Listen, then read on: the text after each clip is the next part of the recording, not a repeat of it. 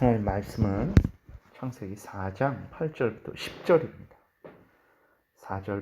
8절부터 10절 우리 교독하겠습니다. 가인이 그의 아우 아벨에게 말하고 그들이 들에 있을 때에 가인이 그의 아우 아벨을 쳐 죽이니라. 여호와께서 가인에게 이르시되 내 아우 아벨이 어디 있느냐? 그가 이르되 내가 알지 못하나이다. 내가 내 아우를 지키는 자니이까. 이르시되 내가 무엇을 하였느냐?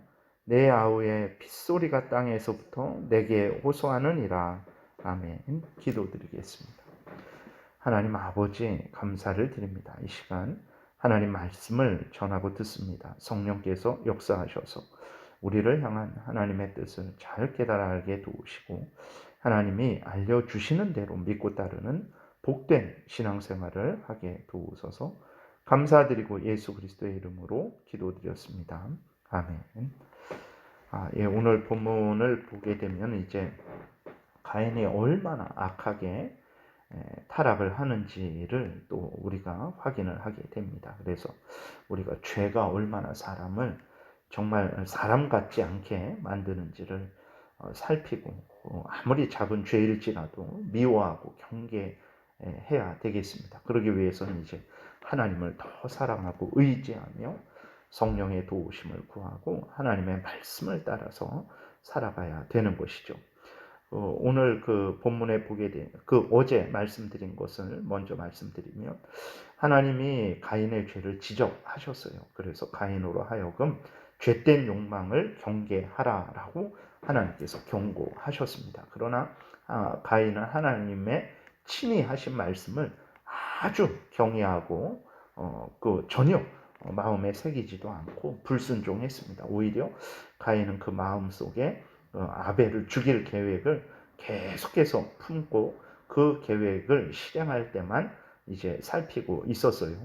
근데 이 가인이 집에서는 아우 아벨에게 적당히 말도 했습니다. 오늘 본문 8절에 보게 되니까 가인이 그의 아우 아벨에게 말하고 라고 이렇게 기록이 되어 있어요. 그것이 바로 죽이기 직전에 들러 나오라 라고 이렇게 말한 것이라기보다는 집에 있을 때 서로 어느 정도는 이렇게 대화를 했다라는 거예요. 근데 그 마음 속에는 이제 칼을 품고 있었던 거죠. 그것이 참으로 무서운 일입니다. 그리고 때가 되었죠. 아벨과 함께 둘이만 들에 있는 그러한 상황에 있을 때에 가인은 자기 마음속에 품었던 대로 아벨을 돌로 쳐서 죽였습니다. 8절 다시 보면 가인이 그의 아우 아벨에게 말하고 그들이 들에 있을 때에 가인이 그의 아우 아벨을 쳐 죽이니라. 이렇게 기록이 되어 있는 것을 보게 됩니다. 죄라는 것이 갈수록 더 악해졌고 더 담담해졌습니다. 진화론을 주장하는 사람들은 갈수록 인간들이 더 온전해지고 완전해진다라고 주장을 하죠. 그래서 이전의 죄악들이 다 사라지고 시간이 갈수록 그 죄들은 다 없어지고 온전한 인간들, 어떤 거룩한 인간들이 될 것이다라고 생각을 합니다. 그러나 그러지 않죠. 죄는 갈수록 더 악해졌고 더 대담해졌어요. 아담은 하나님을 의심하고 불신하는 수준이었습니다. 그러나 가인은 어떻습니까? 하나님을 향해서 분노했어요. 전지전능하신 하나님을 두려워함이 전혀 없습니다. 아담은 범죄하고 하나님이 두려워서 숨었다라고 성경에 기록이 되어 있어요. 그러나 가인은 하나님을 두려워함이 전혀 없고 숨지도 않은 것을 보게 됩니다. 하나님이 그리고 또 불꽃 같은 눈으로 살피심에도 불구하고 동생을 그냥 쳐서 죽였어요. 그러니까 이제 그 죄로 오염되고 부패된 사람들의 그 상황은 어떤 상황이냐면 하나님은 자기의 삶 속에 아무런 의미가 없는 분이 되어버린 거예요. 그러니까 살아계신 하나님이 분명히 그 앞에 계시고 친히 말씀을 하셨는데도 불구하고 그것을 사람의 말로도 듣지 않는 거예요. 그러니까 죄인들에게 있어서 하나님의 말씀은 이제 아무런 의미가 없는 것이 된 거죠. 그러니까 정말 하나님이 의미 없어서 하나님의 말씀이 아무런 힘이 없어서 의미 없는 것이 아니라 그 죄인들이 그 정도로 강팍하게 돼버린 것입니다. 그리고 또 죄인들에게 있어서 자신의 혈육도 아무런 의미 없는 것이 되어버린 거예요. 자신의 탐욕을 이루고 또 자신의 그 분노를 표출하게 된다면 뭐 혈육을 죽여도 동생을 죽여도 뭐 괜찮은 그러한 것이 되어버린 거예요. 죄인들에게 옳고 그름은 아무런 의미 없는 것이 되어버렸습니다. 자신의 기분에 따라서 모든 것이 결정되는 거예요. 자신의 기분이 나쁘면 그건 악이고 자신의 기분이 좋으면 그것은 선이고 이렇게 죄인들이 정말 이제는 하나님을 의식함이 하나도 없는 거예요. 아담과 하와가 이 일을 보면서 어떤 마음을 가졌겠습니까? 자신들이 행한 범죄가 얼마나 큰 범죄였는지를 아마 처절하게 깨달았을 거예요. 가인은 동생을 죽이고도 아무런 죄책감도 느끼지 않았습니다. 앞에서 말씀드린 대로 아담과 하와는 그 범죄하고 그래도 두려움을 느끼고 수치스러움을 느끼고 그래서 무화과 나뭇잎으로 자신을 가리고 그리고 또 하나님을 피해 숨었는데 가인은 동생을 죽이고도 하나님을 피해 숨지도 않았어요. 오히려 하나님께서 찾아오셔서 말씀을 하실 때에 하나님을 향해 거짓말했고 하나님을 대적하기까지 했던 것을 우리는 성경을 통해서 확인합니다. 9절에 보게 되니까 여호와께서 가인에게 이르시되 내 아우 아벨이 어디 있느냐? 그가 이르되 내가 알지 못하나이다. 내가 내 아우를 지키는 자니까. 이게 이렇게 하나님이 몰라서 물으시는 거 아니잖아요. 근데 가인은 자기가 모른다고 시치미를 떼는 거예요. 하나님이 다 알고 계십니다. 근데 가인은 모르겠다고 내가 내 아우를 지키는 자입니까? 라고 오히려 하나님을 향해서 대적을 하고 있는 것을 우리는 보게 되는 것입니다. 이렇게 죄인이 이렇게까지 타락을 하는 거예요. 그러니까 아주 전형적인 타락을 한 거죠. 10절에 보게 되니까 하나님이 직접 이제는 가인의 죄를 드러내십니다. 이르시되 내가 무엇을 하였느냐? 내 아우의 핏소리가 땅에서부터 내게 호소하느니라. 하나님은 하나님을 두려워하지 않고 죄책감을 전혀 느끼지 않고 태연하게 거짓말을 하는 가인, 오히려 하나님을 향하여 대적하는 가인을 향해서 이제는 직접적으로 책망을 하십니다. 내가 무엇을 하였느냐? 내가 모를 줄로 아느냐? 내가 내 동생 아벨을 죽이지 않았느냐? 내 아우의 핏소리가 땅에서부터 내게 호소하고 있다라고 이렇게 하나님께서 그 가인의 죄를 아주 분명하게 드러내신 거예요. 그래도 가인은 두려워하지 않습니다. 하나님이 이제 그 가인에게 형벌을 하실 때 그때서야 자기에게 직접적으로 어떤 어려움이 닥치게 되니까 그때서야 하나님의 벌이 너무 저에게 두렵고 무겁습니다. 이런 식이지 뭐 자기가 아벨을 죽인 거에 대해서 잘못했다라고 말하지 않는 것을 우리는 성경을 통해서 확인하게 되죠. 우리가 죄가 무엇인지 분명히 우리는 직시해야 됩니다. 죄로 오염되고 부패된 인간이 얼마나 사악하게 되는지 하나님을 향해서 정말 이게 미친 사람이잖아요. 이게 제정신입니까? 정신이 없는 거죠. 그의 어떤 이성이나 감정이나 의지가 바르게 작동하고 있는 것입니까?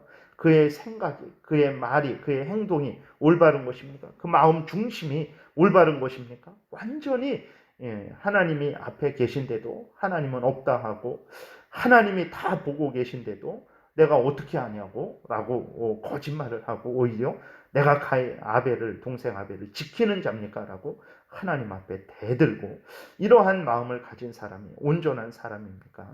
정말로 미친 사람이라는 것을 우리가 확인하게 되죠. 여러분, 죄를 미워하셔야 됩니다. 그럼 죄가 무엇입니까? 내 마음에 죄라고 느끼는 것이 죄입니까? 사람들이 말한다고 죄입니까? 그러지 않죠. 죄는 무엇입니까? 하나님의 말씀을 어기는 것이 죄고 하나님의 말씀을 행하는데 부족한 것도 죄입니다. 두 가지를 항상 기억하셔야 됩니다. 죄는 하나님의 말씀을 어기는 것이고 동시에 하나님의 말씀을 행해야 되는데 온전히 행하지 못한 그것도 죄라는 것을 우리가 기억해야 됩니다. 이것을 미워해야 돼요.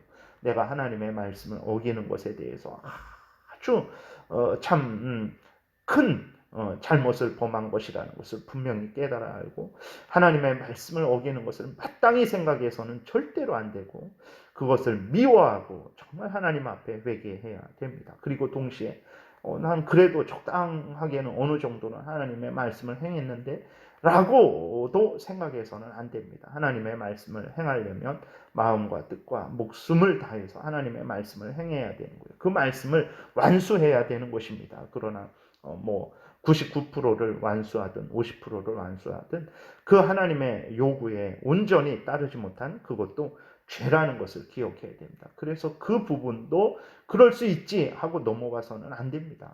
내가 하나님께서 이웃을 내 몸과 같이 사랑하라 그랬는데 내가 내 몸과 같이는 사랑하지 못하고 그래도 내 몸 비슷하게는 사랑했는데 예를 들어서 90%까지는 사랑했는데 대단한 거죠. 이웃을 내 몸의 90% 정도 사랑한다. 그것은 아주 큰 진짜 이 땅에서 성인 군자의 반열에 들 수 있는 정도의 아주 대단한 일이죠. 그러나 그것도 죄예요. 내가 남들은 다 한 10%, 20% 사랑하는데 내가 90%를 사랑했으니까 나는 괜찮겠지. 아닙니다. 90% 사랑한 그것도 죄입니다. 100% 사랑하지 못한 것도 죄예요. 그래서 그 부분에 대해서도 회개해야 되는 거예요. 그 부분을 괜찮겠지 하고 넘어가다 보면 그 사랑하지 않은 10%에서 무슨 문제가 생겼을 때 점점 커져서 가인과 같이 아벨을 미워하게 되고 죽일 정도로 미워하게 되고 결국은 죽이게 되는 거예요. 하나님의 말씀을 온전히 따르지 않는 그것도 결국은 큰 범죄가 시작되는 그 점이라는 것을 우리가 기억을 해야 되는 것입니다. 그래서 정말 죄를 미워하고 버려야 돼요.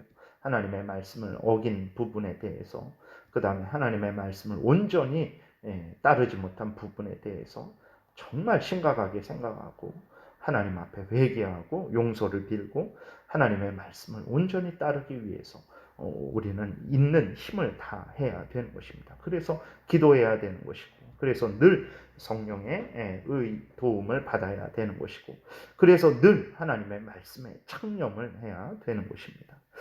하나님은 모든 것을 알고 계셨죠. 가인은 속이려고 했지만 하나님은 참 사람은 못 봤을지라도 모두 보고 계셨습니다. 이것은 또한 우리에게 큰 위로가 됩니다. 지금 하나님이 우리를 다 보고 계시는 거예요. 여러분 이것을 늘 잊지 마시기 바랍니다. 범죄함에도 범죄하지 않는 것에도 도움이 되죠. 그리고 우리가 이 땅에서 힘들고 어려울 때에도 도움이 되죠. 하나님이 모든 것을 보고 계시고 하나님의 공의로 판단하신다라는 것이 또한 우리에게 위로가 되죠. 죄인들에게는 이제 그것이 두려움이 되겠지만 하나님의 사람들에게는 참 위로가 되는 것입니다. 아무도 아벨을 위해서 변호해 주지 않았지만 심지어 그 아담과 하와도 어떻게 된 일인지 모르겠죠. 가인이 그렇게 대들고 악을 행하는데 무서워서 말을 할 수 있었겠습니까? 그러나 하나님이 아벨을 변호해 주시는 것을 우리는 또 성경을 통해서 확인하게 됩니다. 다시 말씀을 정리하겠습니다. 죄를 미워하고 버리십시오. 죄는 하나님의 말씀을 어긴 것도 죄고 하나님의 말씀을 온전히 따르지 못한 것도 죄입니다. 이 부분에 대해서 그럴 수 있지라고 절대로 생각하지 마시고 반드시 회개하고 하나님의 은혜 속에서 온전히 하나님의 말씀을 따르기를 위해서 애쓰고 힘써야 됩니다. 그러지 못했을 때 또 회개해야 됩니다. 그리고 온전히 따르는 것이 내 본분이다라는 것을 잊지 말아야 됩니다. 항상 하나님 앞에 은혜 가운데 살아가시기를 바랍니다. 기도드리겠습니다. 살아계신 하나님 아버지 감사합니다. 죄가 이렇게까지 사람을 사로잡아서 사람 같지 않은 하나님의 형상으로 지음받은 자 같지 않은 생각을 하게 하고 행동을 하게 했습니다. 결국은 돌을 들어서 아벨을 쳐서 동생 아벨을 쳐서 죽이는 그 열매를 맺고 두려워하지도 않고 죄책감도 느끼지 않고 오히려 하나님을 속이고 하나님을 대적하는 그러한 열매를 맺었습니다. 죄가 이렇게 무서운 열매를 맺는다라는 것을 기억하고 절대로 죄를 용납하고 허용하지 않게 도우소서. 항상 하나님 말씀대로 생각하고 말하고 행하는 우리들 되게 도우소서. 예수 그리스도의 이름으로 기도드렸습니다. 아멘.